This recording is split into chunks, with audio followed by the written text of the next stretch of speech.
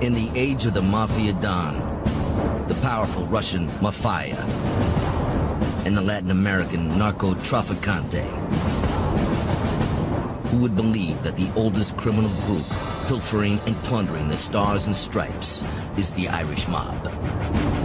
The legacy of the Irish mob really is that it created a framework that became the foundation of organized crime in the United States.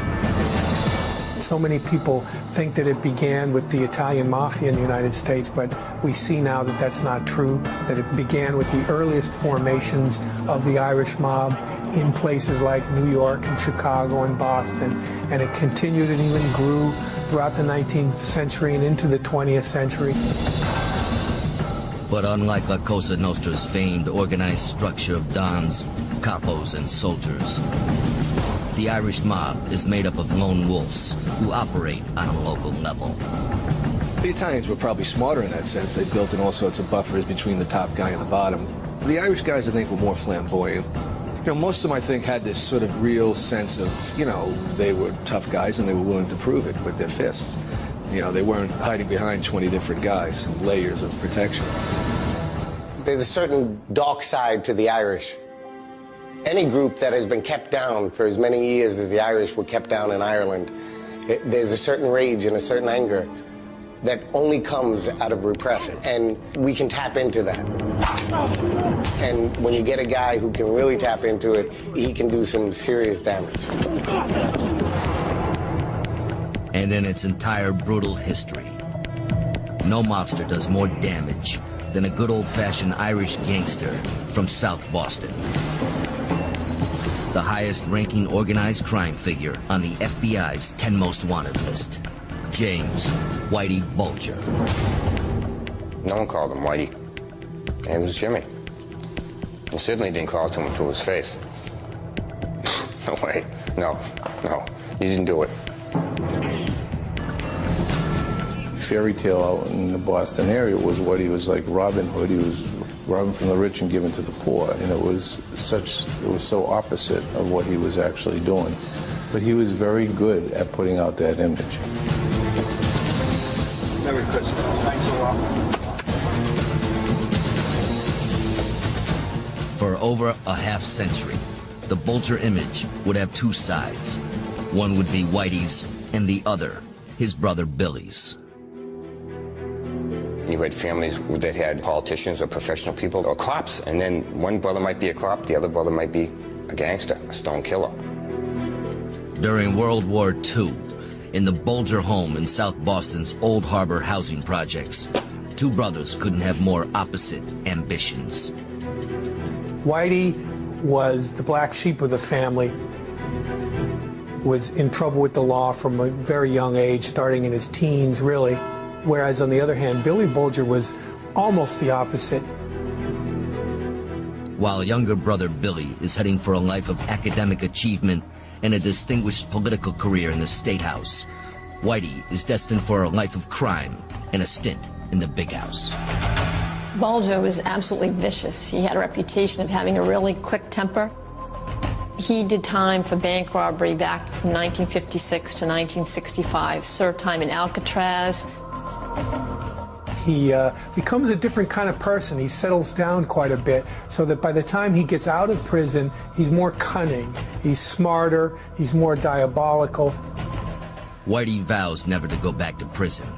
He spends weeks after his release developing aliases, forging licenses, and planning for the future if he has to spend it on the run.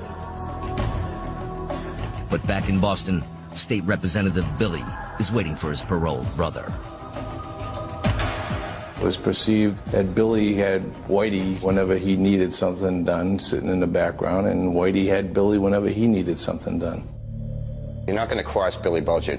You might argue with him in the State House or whatever, but how hard are you going to go against him when you know his brother might kill you? His brother was known to go up to investigative reporters and put guns to their head and tell them, as if you're writing more, I'm blowing your head off. Occasionally, while Billy's out campaigning, Whitey shows up. Whether it was that intimidation factor of another candidate, I mean, who can say? But everybody knew what Whitey was about. Jimmy was a really scary guy. He was legitimately scary. And he had these eyes, and you felt like you were talking to Satan. I mean, I liken him to a dark cloud that used to hover over this area. And it was always in the sky, rain or shine. That dark cloud was there, and periodically a lightning bolt would burst from that cloud and hit something on the ground. When that thing hit the ground, someone was dead.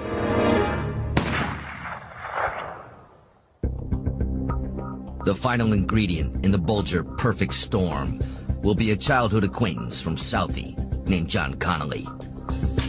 John Connolly was 11 years younger than Whitey Bulger, and there's a story about John getting into a fight where he was really outnumbered. John Connolly was playing on a local ball field in Southie, and he was being picked on by 3 or 4 bullies. Whitey Bulger was passing through the park at the time, and he recognized John Connolly as a local kid, and he came to John Connolly's defense. And that began a relationship between Connolly and the Bulgers. But the one that really had the relationship with John Connolly growing up in the project was Billy. I mean, Billy really became a mentor for John Connolly, and John has said that it was Billy who convinced him that he should go try to get a job with the FBI.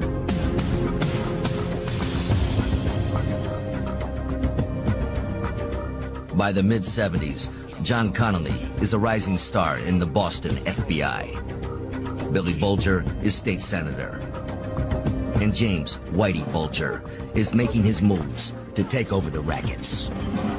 Where Bulger made his money was really through bookmaking and loan sharking and taking money. You know, they didn't just shake down drug dealers, but they also threatened real estate agents, businessmen. You hear me? You're dead man.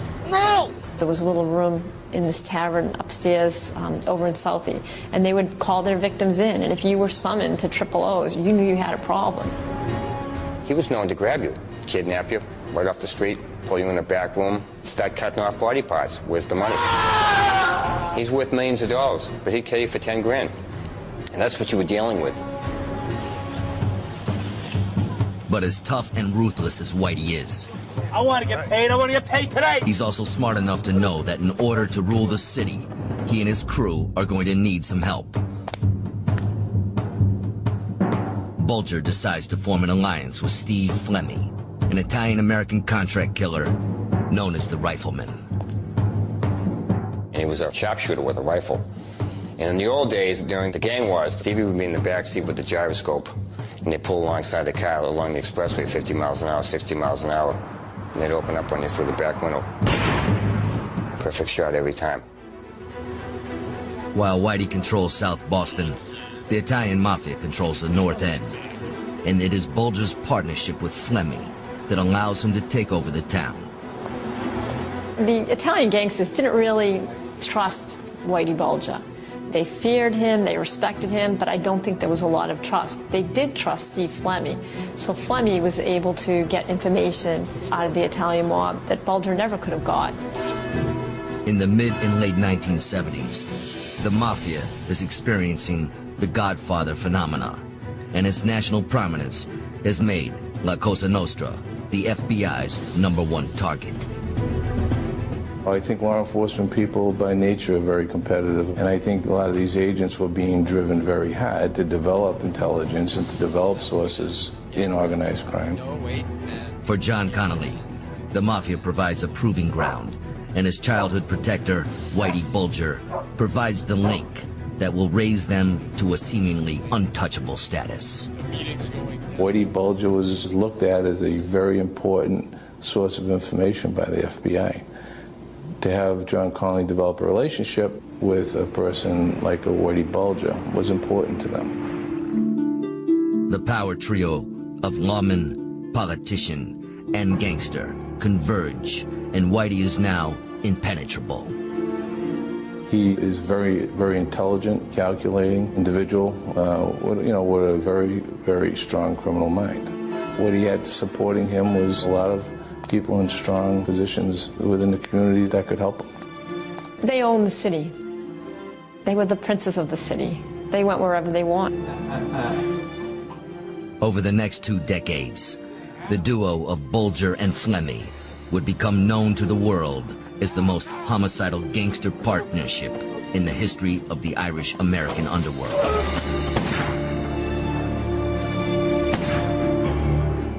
A saga that began 150 years ago, when the Irish immigrant arrived in America, starving, penniless, and hated.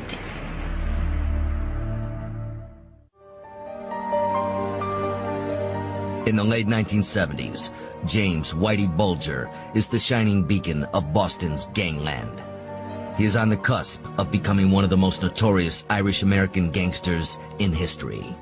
A saga that begins in the port of Boston in the 1840s.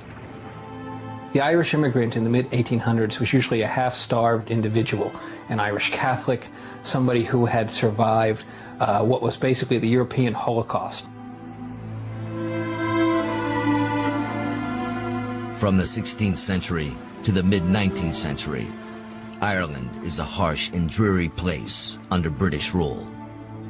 You have this peasantry that lives in a kind of continual turmoil and revolt against the upper classes, the Anglo-Irish. There are all sorts of secret societies that they have to protect themselves. There's a real tradition of violence against the authorities.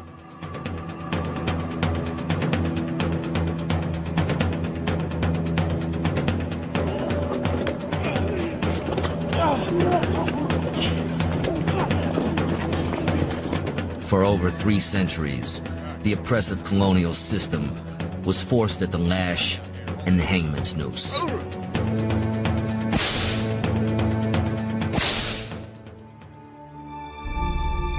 But in 1845, the tenant farmer and the rural resistance are faced with a far greater foe. Their sole product and means of living is halted by a tiny agricultural virus. The Irish famine has become almost a joke now. The potato famine, you know. But it was actually this sort of European Holocaust. It was this horrendous famine that was exacerbated by the fact that British authorities who ran Ireland at the time did nothing really to help it, and as a result, about 1.5 million people died. Many of them with their mouths green from eating grass, just falling along the side of the road.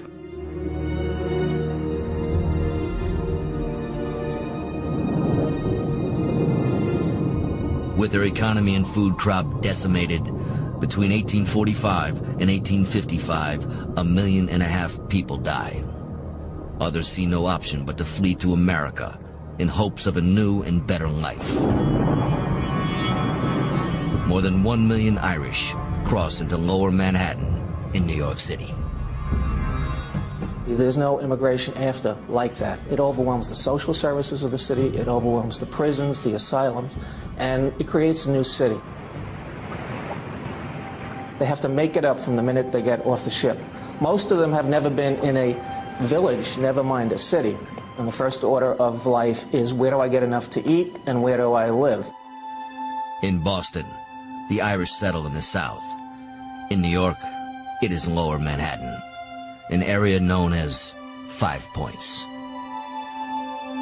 The conditions in the 5 Points were miserable. There was squalor, poverty, a type of poverty that's probably unimaginable to us now. The main tenement building in the neighborhood was a brewery factory that had been converted into living quarters. The average apartment in the 5 Points holds 6 to a room. There is little light and endless hours of darkness. But on the streets of 5 Points, life holds opportunity. There's scam artists and people looking to do business, and that's where the earliest gangs began to form, street corner gangs. Young immigrant men, boys really, who had arrived, were living in fear, were preyed upon by others, and started to form gangs. And that became the legendary gangs of New York. Protestant America is appalled. Derogatory nicknames like Puck, Harps, and these narrow backs proliferate among the ruling class. There was a series of cartoons in the newspapers depicting the early Irish immigrants that were all unflattering, and the term Paddy was used quite a bit because so many of them were named Patrick. Well, the Irish reaction to the extreme prejudice and bigotry they encountered was to get mad, but also to get even. You don't like us? Well, too bad. We're going to become the majority, and we're going to organize ourselves politically, we're going to organize ourselves in gangs, and we will now take over your city. The Irish descent on the vaunted corridors of New York's Tammany Hall in the mid-19th century as a way to get social acceptance and jobs. Tammany Hall began in the 1770s as a private business club formed by men who were looking for a way to form an organization that would have influence over the political process. By the 1850s, Captain Isaiah Reinders, a German-American patron of Tammany, runs the Empire Club in Lower Manhattan. This gambling parlor and political clubhouse is famous throughout New York. He was perhaps the first person in the United States to formulate this nexus between the criminal element, the sporting man, that is the dandy, and also the political apparatus. And this triptych of those three elements, the gangster, the sporting man, and the politician, really became the foundation of the American underworld. The gangs of New York are employed by Tammany primarily as a way of winning elections. Elections were often very violent affairs in which gangs clashed and gangs were used to patrol the voting areas and to intimidate people. In return, Tammany takes care of their own. The main thing Tammany has to offer through patronage is jobs. To the victors go the spoils. And when you won a city election, a state election, you decided who was going to work in all the civic jobs. And Tammany was very good at creating more municipal jobs and of deciding who would get them. In the 1850s, the alliance between the gangs of New York and Tammany Hall quickly ushers in an Irish power hold over 5 Points and other immigrant neighborhoods. One man by the name of John Morrissey establishes himself among all the Irish gangs. He arrived in New York in 1850, and he went directly to the Empire Club, and he walked right in the door, and he introduced himself to everyone there and said he was the toughest pugilist on the eastern seaboard, and he was there to prove it. And of course, he had the living daylight beat out of him. Reinders himself was so impressed by this act of sheer bravado or foolishness that he put him up in the club until he could recover.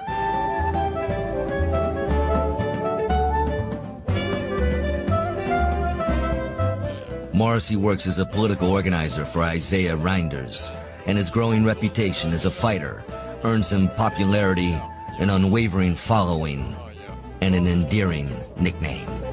Morrissey was called Old Smoke because of how his pants went on fire when he was pushed against the working stove during a particularly brutal brawl one evening.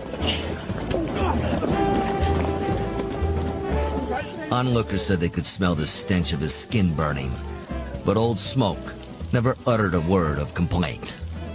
The money he made as a boxer, he parlayed into starting up his own gambling operations. He opened some gambling parlors in the 5 Points neighborhood, and he became very popular along those lines, and eventually he became the de facto leader of the Irish immigrant population in the 5 Points, who wanted to see one of their own rise up to the position that Captain Isaiah Reinders was at.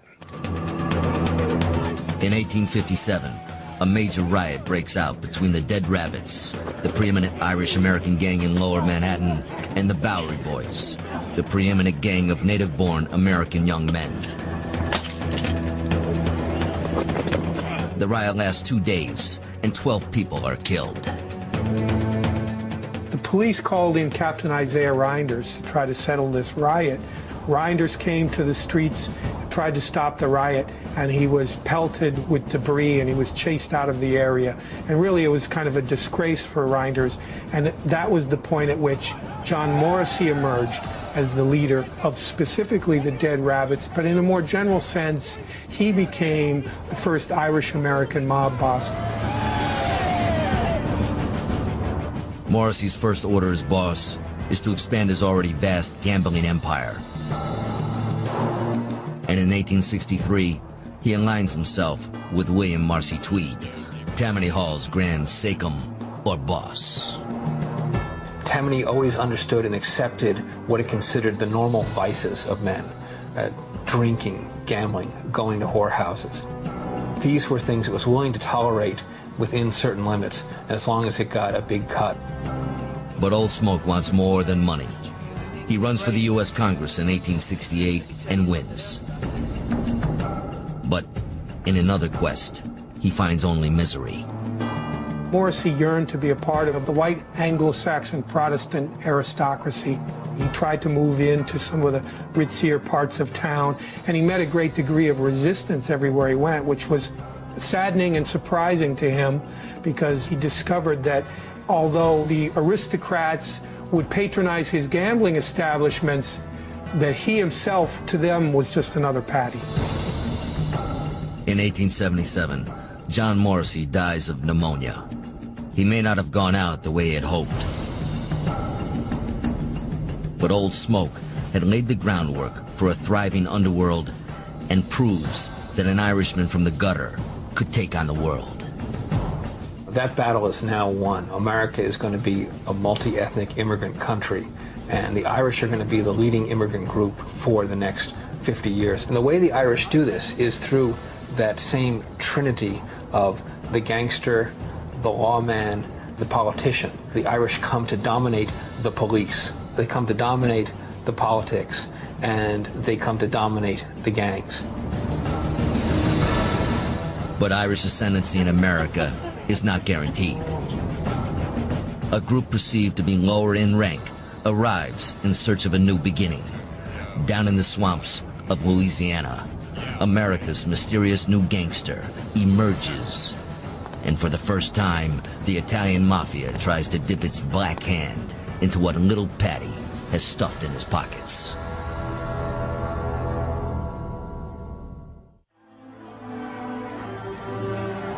As the Irish gangs struggle for jobs and acceptance in 19th century America, a new foe emerges from Sicily. The battle between the so-called Dagos and the Micks begins in hellish, swampy southern Louisiana in the city of New Orleans. The Irish had no sense of where New Orleans was, and they were told that it was just a day away from Albany or Boston or New York. The living conditions were horrible. The climate to them was as if they had arrived on a distant planet of some type. But the one thing there was work. There was work digging the systems of canals and levees that became the foundation for the city of New Orleans. Some 20,000 Irishmen meet their deaths in those canals, most from cholera. But the Irish persevere, and many start finding jobs in the police and fire departments. Among those is a young New Orleans policeman named David C. Hennessy. David Hennessy was a policeman who eventually rose to the rank of chief of the New Orleans Police Department. And he was very popular in New Orleans. He founded his reputation on taking on a new criminal scourge in the United States and was known as the Sicilian Black Hand. It really was the forerunner of what would come to be known as the mafia. But Hennessy is doing more than simply taking on the mafia. In the spring of 1890, he chooses sides in a Sicilian turf war. By the fall, he would have to pay for his sins. On the night of October 15th, 1890, Chief Hennessy was on his way home. Gunmen emerged out of the fog and opened fire. He then collapsed in the street. While Hennessy lay dying on the cobblestone street, he was asked who did it. And right before the chief died, he whispered, "Dagos." The chief was dead. This was a major incident in the history of New Orleans. The police chief at that time was a beloved figure. Italian suspects are rounded up and a trial ensues. Despite the public's demand for justice, a jury finds the 9 defendants not guilty. What follows will go down as one of the most shocking events in the city's history. The populace was so upset about this acquittal that they stormed into the jail and they pulled a number of these men right out of the jail, and 11 Italian Americans assumed to be mafia members were hung in the town square. This was a turning point, a major incident, not only the history of the city, but it also became sort of the opening salvo in what would become a long-running theme in the American underworld, and that was the war between the Italians and the Irish, the war between the Dagos and the Micks. About 1,000 miles north of New Orleans is a place known as Mud City. In the mid-19th century, Chicago is an opportunity waiting to happen, especially for anyone with a touch of larceny in their soul. And one of the first men to seize this opportunity is an Irish-American from Niagara Falls named Michael Cassius McDonald. You had your gamblers, you had the earliest version of the labor racketeer, you had your vice operators. Mike was the one that really united them all, except for prostitution. One of his aides always said, a crook has to be decent to work with Mike, so no pimps. In 1873, King Mike opens up a gambling emporium unlike anything ever seen in Chicago. He simply calls it the store. He opened this multi-story building, and his partner looked at him and he said, Mike, this is all going for gambling? And he said to his friend, oh, don't worry about it, there's a sucker born every minute. During the years of his reign, Mike McDonald never holds elective office. For decades, he remains the proverbial man behind the man, a powerful figure that would shape the long history of the Irish underworld. One of the secrets of the success of the Irish mob was the man who really controlled the strings of power was not the public figure, was not the person who held political office. Mike McDonald was a classic example of this. Mike McDonald was the one who gave birth to the mayor of Chicago, who became known as Our Carter, Carter Harrison. With Our Carter in his hip pocket, King Mike fleeces the city through a stream of bribes and fraudulent contracts. And despite 40 years of nefarious activity, he will never spend a single day in jail. By the turn of the century, King Mike's reign is coming to an end, and the two men who succeed him will take pride in parading in the spotlight. Two of the most colorful characters to emerge in Chicago in the post-Mike McDonald years were John Bathhouse John Coughlin and Michael Hinky Dink Kenna. They were the aldermen in the South Side Levee District in Chicago. The First Ward's Levee District is the hub of crime and vice in Chicago.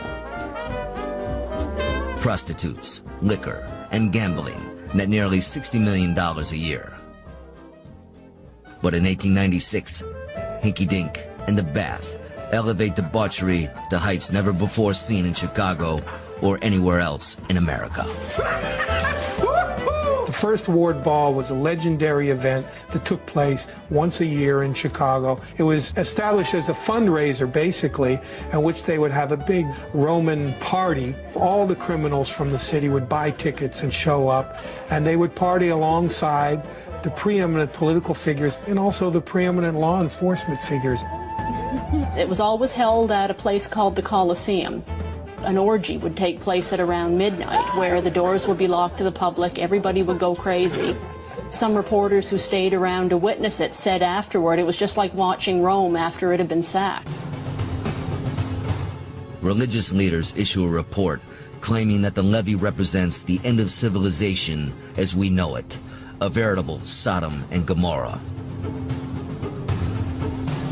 In the decades that follow, temperance advocates spearhead a noble experiment that not only changes the face of the Irish-American gangster, but reshapes American society.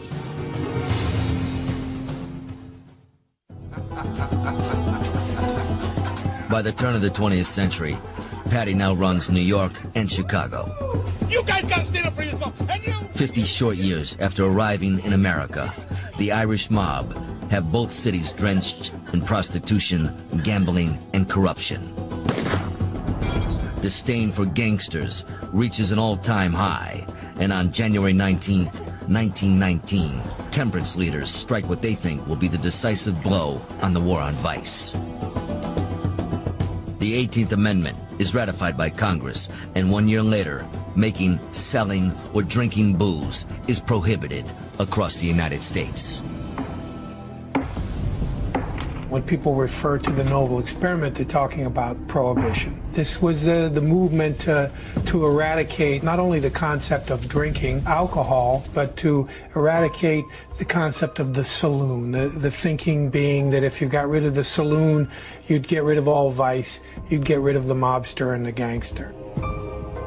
Liquor is an important part of the Irish life.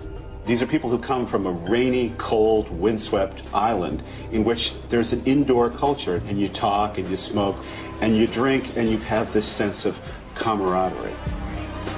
Prohibition was designed by a Protestant elite to keep the Catholic, urban, and Jewish animals in their place. And what happened, ironically, because of Prohibition, you created a real, genuine power in these urban centers that hadn't existed and placed it in the hands of the underclass in America. For the Irish-American gangster, Prohibition was the greatest thing that could have happened. It really ushered in the glory day of the Irish-American mobster. In Chicago, one stout, cheery-faced Irishman with twinkling blue eyes is primed and ready for his shot at newfound wealth and power. Dean O'Banion is born in 1892, and at the age of 9 is brought to Chicago to live with his grandparents in an area known as Little Hell. In December 1919, just before Prohibition came into effect, he was walking down Chicago Street, trying to walk by a hotel, and a liquor truck was parked in the alley. So O'Banion, out of curiosity, walked up to the truck and he lifted up the tarp, and he saw all these cases of Grum's and Ulrich whiskey stacked there. So as soon as the driver unrolled his window, O'Banion took a roll of nickels out of his pocket, knocked him unconscious, and drove off with the liquor. And he said afterwards, I had all this liquid gold, what was I going to do with it? It was all distributed among saloon keepers. O'Banion walked home with $15,000 in his pocket. He knew what he was going to do for the rest of his life. Bootlegging was better than prostitution, was better than gambling, because there were built-in cultural taboos about prostitution and gambling. Everybody knew those were wrong on some level. But drinking, which had been right in 1919, is suddenly wrong in 1920. This was the insanity of Prohibition. So there was no way not to make money off this, because they were actually just giving people what they want. O'Banion saw bootlegging pretty much as a business. He didn't see himself as a criminal. He had a flower shop in Chicago that was probably the most successful flower shop in all Chicago. They supplied the flowers to the various gangland shootings that took place all throughout Chicago during this era. In 1924, he is declared Chicago's arch criminal, having allegedly killed or ordered the killing of at least 25 men. What Prohibition did was turn the Irish gangster from a politician's attack dog into the top dog. You've created this juggernaut. You've turned these street-corner thugs into feudal lords. And now the paradigm is shifting. Now the gangsters are saying, well, wait a minute, why should I listen to you? What are you going to do to me? But you know what I can do to you, which is basically, put you in a shallow grave. Nowhere is this shift in power more apparent than in New York City, where the once formidable Tammany Hall will become the tool of an Irish gangster from New York's West Side. Oni Madden achieved prominence as a young criminal in Hell's Kitchen, as a member of the Gopher Gang. He really was a kind of classic American street tough. His very first murder was of an Italian named Luigi Molinucci. And Madden shot him in cold blood, in full daylight, in front of everybody, and said, I'm Oni Madden of 10th Avenue. 10th Avenue! All the witnesses conveniently forgot they had ever seen him. And that's how he got the nickname Oni the Killer. Oni joins forces with a pioneer rum runner and wealthy bootlegger businessman by the name of Big Bill Dwyer. With Dwyer's bankroll backing him, Madden sets about organizing the underworld. The Big Bill Dwyer Oni Madden operation was so successful it even became known as the Combine. The Combine ruled everything. The Combine was the system of distribution, the system of payoffs, all of it connected to the booze rackets.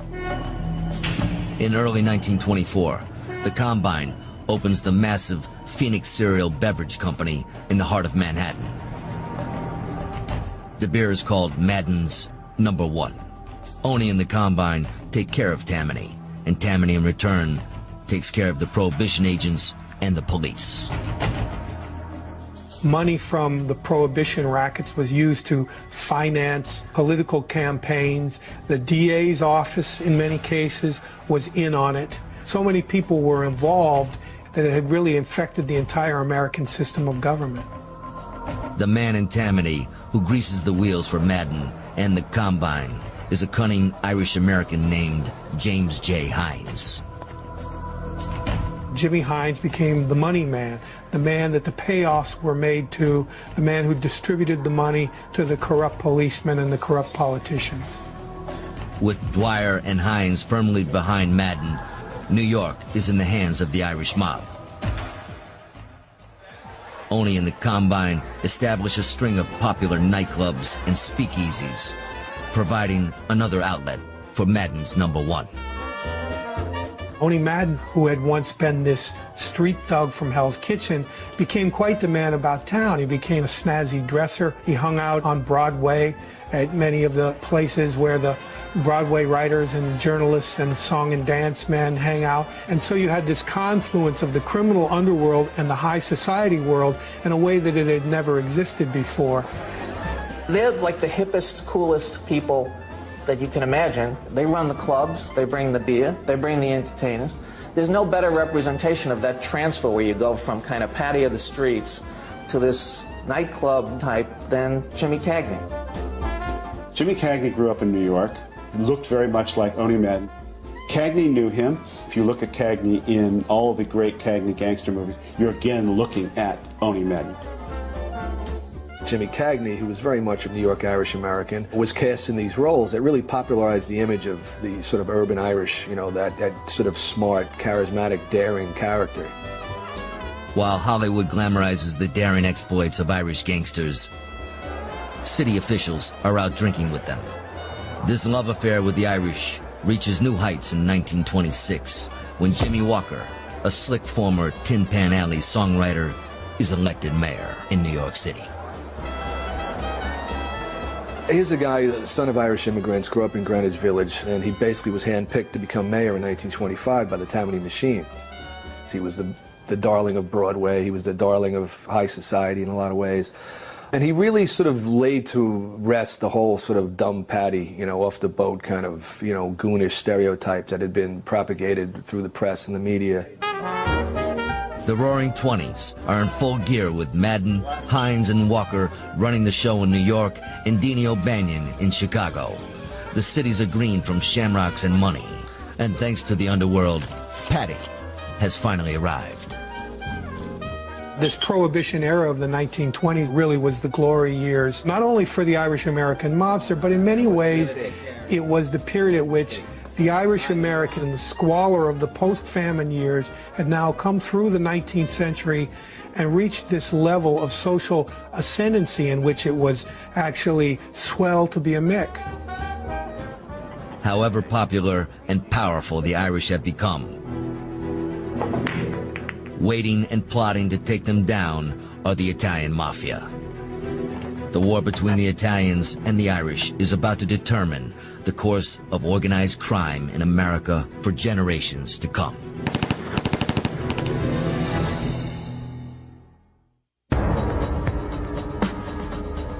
Ever since the first wave of Sicilians arrived in America in the late 19th century, Italian and Irish gangs are heading for a showdown. Of 10th Avenue! But nowhere is their rivalry more heated than in Chicago. Prohibition has made Deanie O'Banion the Windy City's most notorious gangster, and the minute Alphonse Scarface Capone comes to town in 1919, he sets his sights on the Irishman's empire. So by the time Capone arrives in Chicago, it's a Chicago in which Dean O'Banion is the preeminent bootlegger in the city, an Irishman, an Irish-American. Capone aligns himself with the operation of Johnny Torrio. Johnny Torrio, who was Al Capone's mentor, was the one that really unified bootlegging in Chicago. O'Banion was operating independently as a bootlegger in the North Side at that time. Johnny Torrio was the one who came forward and said all of the primary gangs should stick together. So this agreement was what allowed O'Banion to build his empire unmolested. In the early 20s, O'Banion deals with Torrio because it makes good business sense. But Torrio's sidekick, Al Capone, warns him of O'Banion's treachery. Dini is overheard on a number of occasions to say, "You can tell them Sicilians to go to hell." One day O'Banion goes to Johnny Torrio and he says, "My brewery, the Sebin Brewery, do you want the Sebin?" So he sold the Sebin to Torrio for $500,000, neglecting to tell him that it was targeted for a raid. So the morning of May 19th, 1924, Torrio and O'Banion are on the Sebin Brewery premises when a raiding party led by Chief Morgan Collins comes bursting in. And everybody is arrested, and O'Banion was in great humor. But Torrio, because it was a second arrest, it carried a mandatory jail sentence. The Italians are enraged by Dini's backstabbing. O'Banion's fate is now sealed in a carefully devised plan by Capone and is executed on the morning of November 10th, 1924. I want it done now! Don't you tell me it can't be done! O'Banion's murder was called the handshake murder because that morning 3 men came into his shop to pick up an order that had been placed for a funeral the night before.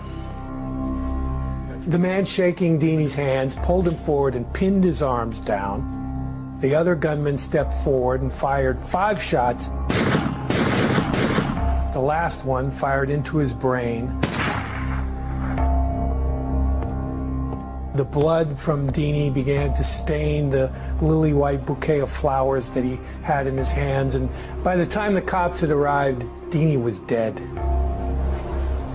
3 days later, Chicago witnesses the largest funeral ever held in the city.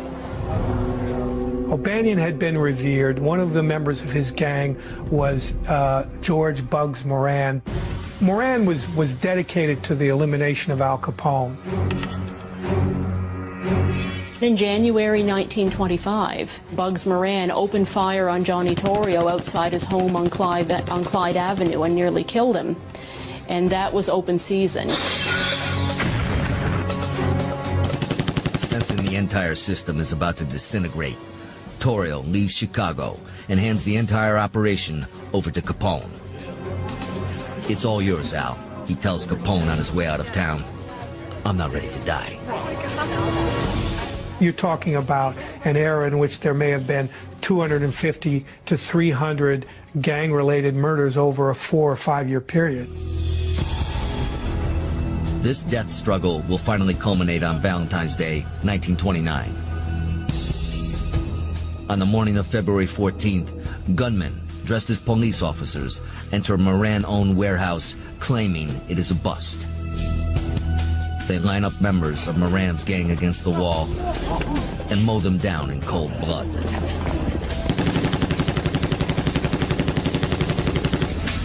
To a city and nation numb to the violence of Prohibition, the headlines are shocking. The violence of the St. Valentine's Day Massacre turned the public completely. It was the end of the heyday of the gangster. The gangster at that point largely went underground. On May 13th, 1929, 3 months after the slaughter on St. Valentine's Day, a gathering of the country's biggest mobsters takes place in Atlantic City, New Jersey.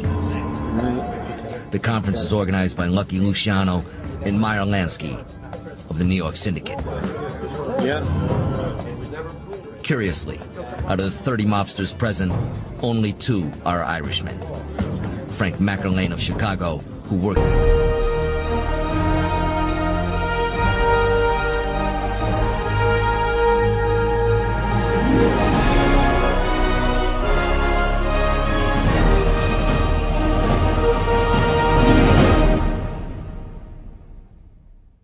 for Capone, and New York's Oni Madden. It was the beginning of a new world order in which the Sicilian and Italian and Jewish gangsters were going to move the Irish gangsters to the fringe, take over their relationships with the politicians, and create a framework in which the Irish gangster outlaw would be kept out of the picture. But two tough rogue Irish gangsters, Vincent Mad Dog Cole and Jack Legs Diamond, are not going down without a fight. The Irish gangsters more often were kind of lone wolf tough guys. Characters like Mad Dog Cole and Legs Diamond, who were just basically sociopathic or psychopathic gunmen who didn't have the smarts and organizational skills to go on beyond being street-corner thugs.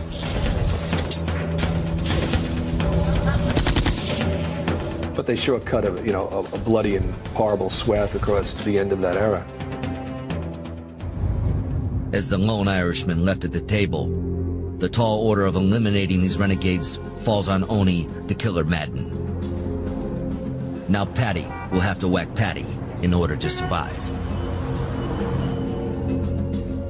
Madden and Dwyer saw Legs Diamond as a threat, and so he needed to be eliminated. And it began a period of trying to kill Jack Legs Diamond, and Jack was shot numerous times. He was shot 5 times. There was an all-out attempt to get Jack Diamond and eliminate him. In 1930, Legs flees the 5 boroughs in a hail of bullets. He moves his operation to upstate, just outside of Albany, New York. But his personal assault on the syndicate continues. One time, he pulled over some delivery trucks that he felt were trucks from a rival bootlegging operation in upstate New York. He kidnapped the driver of the truck, a gentleman by the name of Parks. He took Parks back to his property. They hung him up in a tree and tortured him for an hour and a half and threatened him and then let him loose. Parks goes to the authorities, and Diamond is put on trial in Albany in 1931. He is acquitted, but time and luck are running out on Legs. He was acquitted, but the fact that Diamond had become such a notorious figure and that he was being sort of glorified in the press made the Combine in New York more determined than ever to take him out. At 5:30 in the morning on December 18th, 1931, Legs Diamond stumbles into an Albany boarding house where he has been staying. He was a little tipsy after celebrating from his victory. A couple of gunmen were allowed into the boarding house. They approached his room, opened the door. So it was an inside job. So they made sure they got it done right this time, up close and personal, 2 shots to the head, and Jack Diamond was finally dead. Madden has finally gotten rid of Legs. But for Oni and the syndicate, Diamond is only half of the equation. Vincent Mad Dog Cole is still out there wreaking havoc.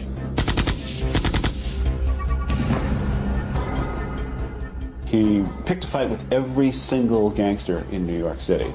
This was not the key to longevity in gangland. And Mad Dog Cole is famous for a couple of things, one of which is he's the originator of the drive-by shooting. In 1929, Cole attempts to eliminate one of the underlings of renowned New York gangster Dutch Schultz. In East Harlem, he opens fire from the backseat of a traveling vehicle. Cole sprays the street with gunfire, hitting a number of people, including a 5-year-old boy who was killed. And this, of course, set the New York City newspapers ablaze, and he became known as Mad Dog Cole. And really, from that moment on, once he had killed that kid, he was a dead man. In the winter of 1931, Cole turns himself in, stands trial, and like Jack Diamond before him, is acquitted.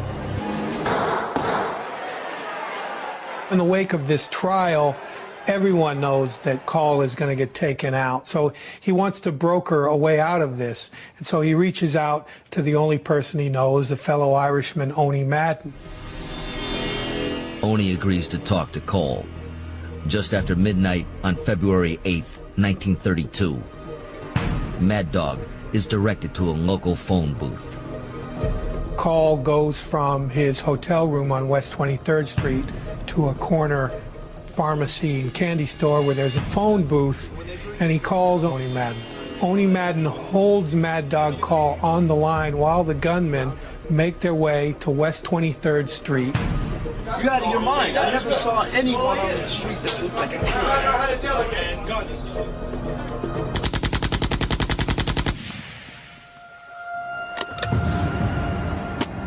They said it was such a great hit that the phone booth was hardly damaged. All the glass was gone. Cole was as dead as a doornail. But otherwise, the phone booth came out in pretty good shape. Oni the Killer Madden may have prolonged his own survival by turning on two of the most notorious hoodlums in Irish gangland. But in doing so, he has brought a violent end to the glory years of the tough Irish street gangster. By the mid-1930s, the war between the Italians and the Irish is being won by the Italians. And less than 100 years after the famine Irish come to America, the Irish-American mobster appears on the verge of extinction.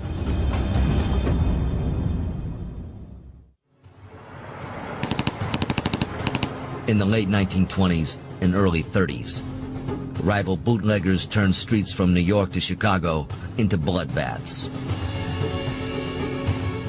The alarming body count will accelerate the repeal of Prohibition in 1933.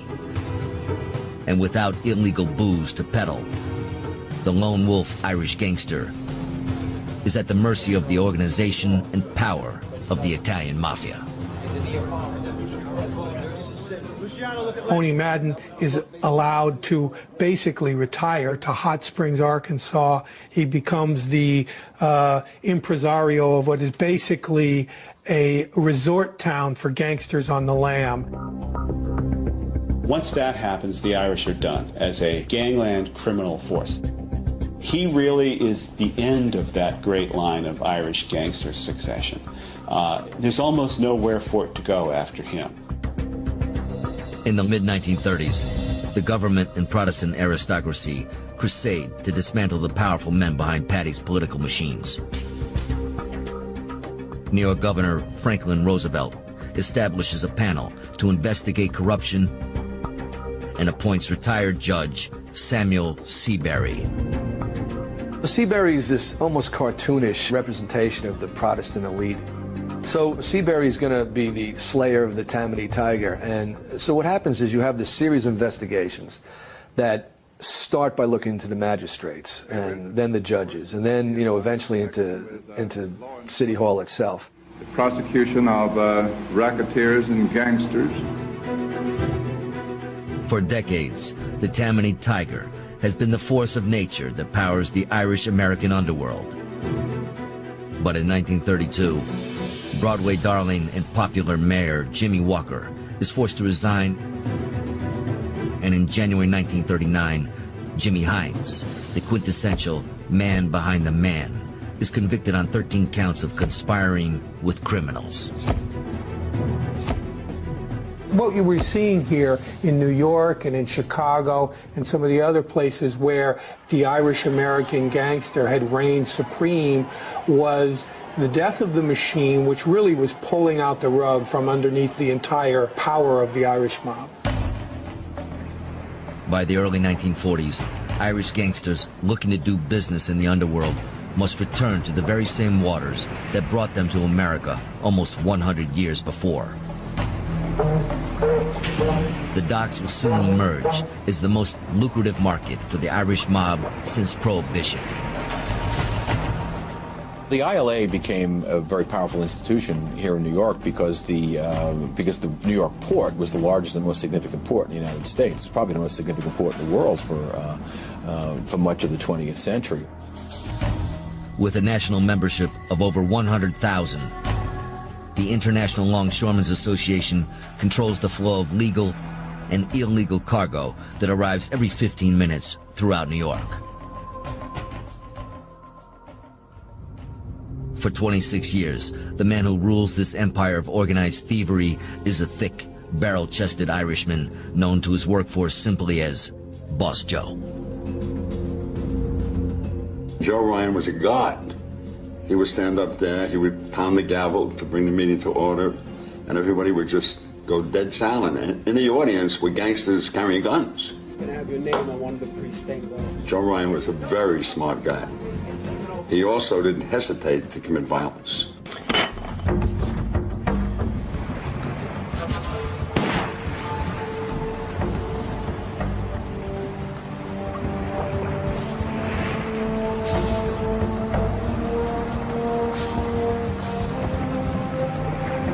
Boss Joe's grip on the docks and the cargo that passes through is assured through the shape-up system, the notorious way of deciding who gets to work down on the waterfront. There were guys who used to be longshoremen years ago who used to show up and get favoritism because they were part of the mob by virtue of an ace of spades and a hat would say they're part of the crew, you hire them.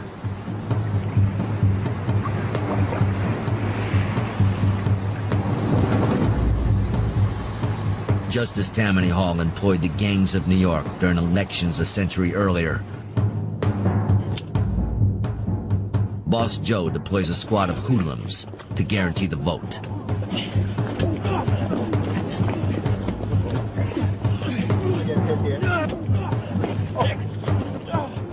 You know, during union elections, for instance, it was not uncommon for people to be bumped off. And usually when they were murdered, their bodies were hung somewhere or you know, the message was delivered that if you go against the union, this is the likely result.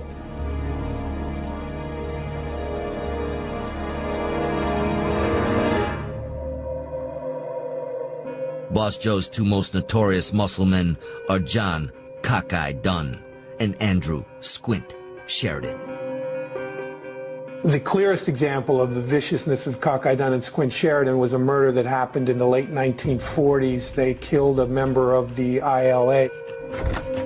On the morning of January 8th, 1947, Andy Hintz, a hiring boss on the wrong side of Boss Joe, leaves his apartment in Greenwich Village.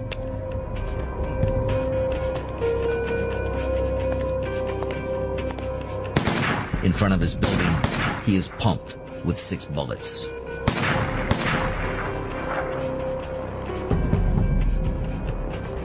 Before Hintz expires, he tells his wife, "Johnny Dunn shot me." Story that no one in this courtroom. At the trial, John Cockeye Dunn was found guilty. He was sentenced to death. We have the electric chair for guys like you. He and his sidekick, Squint Sheridan, were both put in the electric chair by the state of New York. God be with you. The crooked and cruel shape-up system inspires a stubborn but courageous priest who makes the waterfront his own personal parish. Well, that exception I knew, but I never took it. You know why? No. His name is Father John Corridan. Now here's Charlie. He knows the right path. John Corridan began to put pressure on various political interests to bring about change, and he was able to do it in a way because he was a priest. If he had not been a priest, he probably would have got killed somewhere along the line. Father Corridan's plight inspires the film On the Waterfront, starring Marlon Brando. Hollywood's inside look at life on the docks and the sensational trial and execution of Cockeye and Squint turned the tide against the corrupt forces within the ILA, most notably Joe Ryan.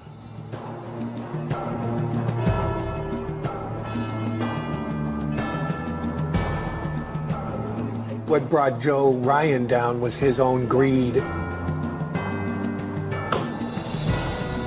All money is the answer. I get more money?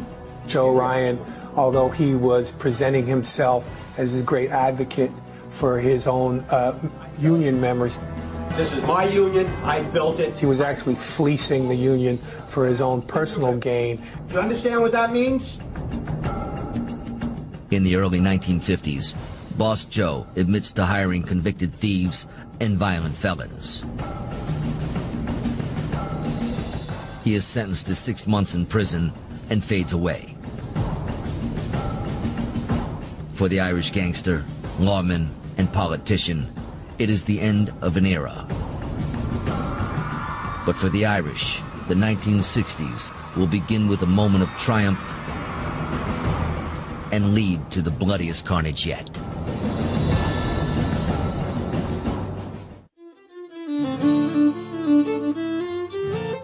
By the 1950s, the Irish have risen from the squalor and gutters of urban America. Their 100-year war against discrimination, the mafia, and the government to get their fair share of the stars and stripes is finally about to hoist one of their own into the White House.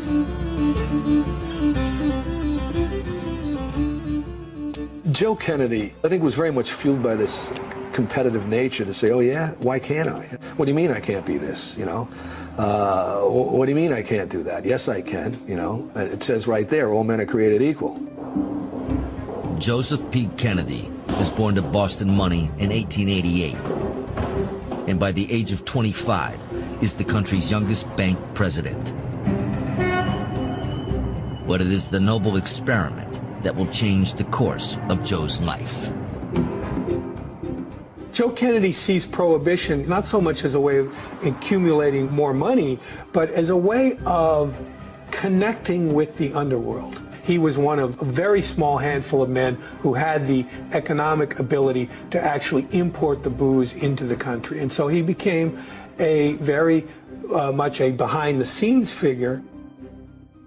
By the mid-1920s, Kennedy is an alleged partner of Oni Madden in New York and the primary supplier of booze to Al Capone in Chicago.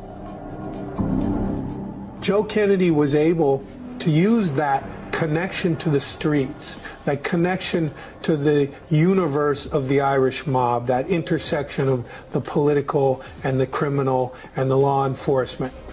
He was willing to dabble in that world when it was to his advantage to do so. Over the next 2 decades, Joe Kennedy rides the American dream and amasses a fortune as he ascends from the underworld of bootlegging through the so-called upper world of stocks, Hollywood, and real estate. He's no longer economically connected directly to the underworld, but he still has these alliances that he's able to maintain over the years. Kennedy becomes this incredibly powerful rich man, then decides, you know, why stop at this, you know? What's the ultimate prize in America? You know, it's the presidency of the United States of America.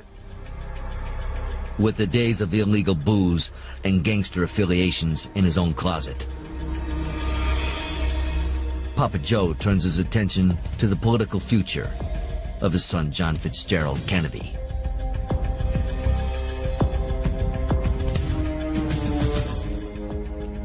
During the Kennedy campaign of 1960, Joe Kennedy reached out to a lot of mobster figures that he either was directly affiliated with or had some kind of business relationship with over the years. Joe Kennedy was determined to leave no stone unturned in his efforts to get his son Jack Kennedy elected president. One of those people is Sam Momo Giancana, the head of the Chicago mob known as the Outfit, a successor to Capone's syndicate. Joseph Kennedy determines the gem of the prairie is one of the keys to his son's election. Joe Kennedy was desperate to have his son become president, and they came to the right person. Sam knew a lot of the Union people. He knew the First Ward especially, which was one of the biggest wards at that time. And that's where this all stemmed from. He has a series of meetings with Sam Giancana to make sure that the forces of the mob, in this case being mostly the Italians and the mafia, are going to be on board.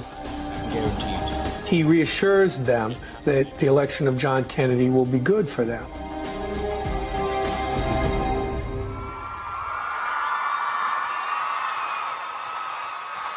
On November 11th, 1960, John Fitzgerald Kennedy becomes the 35th President of the United States. He wins by the slimmest margin in history. The difference? Key districts in Chicago. Not till the middle of the next day was the victory clinched by one of the closest margins recorded. A lot changed, even with the election of Kennedy, John Kennedy. You know, the days of saying, you know, we can't make it, we're over. We had made it. The Irish Catholics made it. We had elected one of our own presidents of the United States. In many respects, that was the best period of time. And at the same time, it was the beginning of the decline. Because once you say you've made it, then everything goes downhill after that. In 1960, JFK appoints his brother and the mob's #1 nemesis, Robert Kennedy, as Attorney General. RFK announces that dismantling organized crime will be the highest priority of the Justice Department.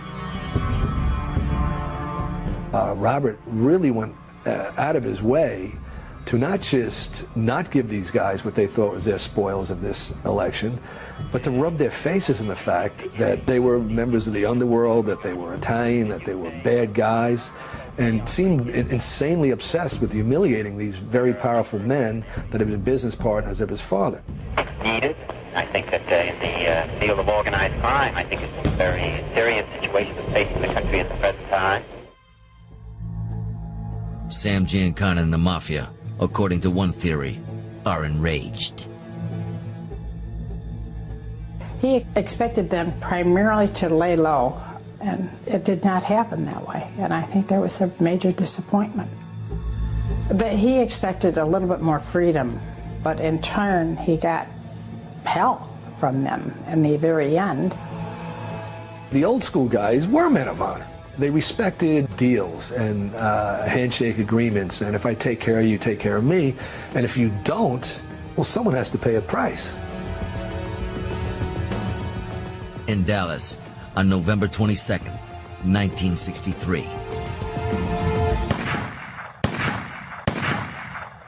John F. Kennedy is assassinated.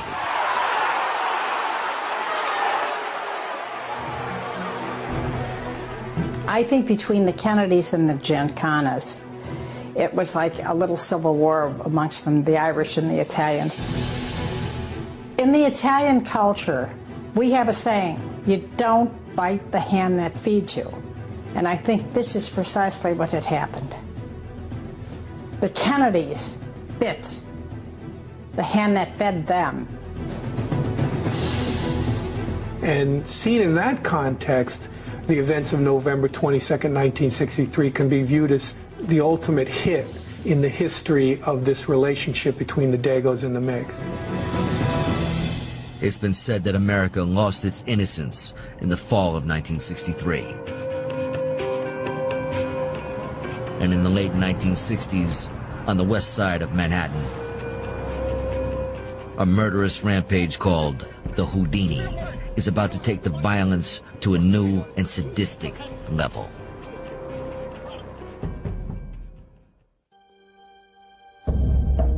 Over the past century, the Irish mob is systematically dismantled by the mafia,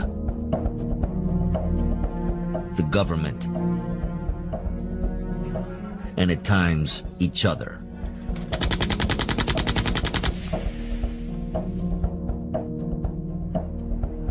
In New York, Patty's last stand will take place in the West Side neighborhood of Hell's Kitchen.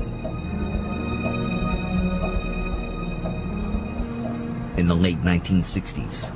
It is ruled by the gentleman gangster, Mickey Spillane. If you could make it in Hell's Kitchen, instant notoriety throughout the city. My dad walked around in $5,000 suits and walked into restaurants and everybody knew him. And, you know, if he walked in a room, heads turned. I heard you hit my number. You know, there was something magical about that. Hey, you know who that was? That was Mickey Spillane. The mafia in New York wants to expand their already dominant grip on the rackets. And the 1960s usher in a new demon to steal men's souls. But Mickey Spillane is going to protect his turf. He wouldn't let drugs into the neighborhood. He wouldn't let his mob sell drugs. But that was why the Brooklyn mob wanted to get rid of them. They wanted to bring in drugs. But Mickey was a powerhouse. What does he do? He starts to kidnap Italian gangsters. Italian bookmakers, high-powered guys. He would kidnap them and hold them for ransom and have the Italian mob pay him the ransom. But he made a huge, huge error. One of the people that he kidnapped was murdered. As a result of that, the contract went out on Mickey Spillane. Over one shoulder, Spillane will have to watch out for the Italians. But over the other, he now has to watch for a new generation of Irish hoodlums coming of age in Hell's Kitchen. They were named the Westies by, you know, the Daily News. There were a couple of them that were really, really bad on the drugs, and they were the cancer. They were the cancer that was eating away at our neighborhood. And, you know, you'd walk into a bar and you'd see this guy and you knew that there was going to be a problem. You absolutely knew that, you know, tonight somebody's going to get hurt. In the 1970s, the leader of the Westies is a young Irishman named Jimmy Coonan.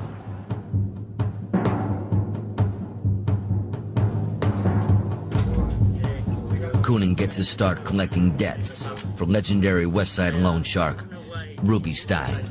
No, thank you. It's just really nice of you. Ruby Stein was known as the loan shark to the stars.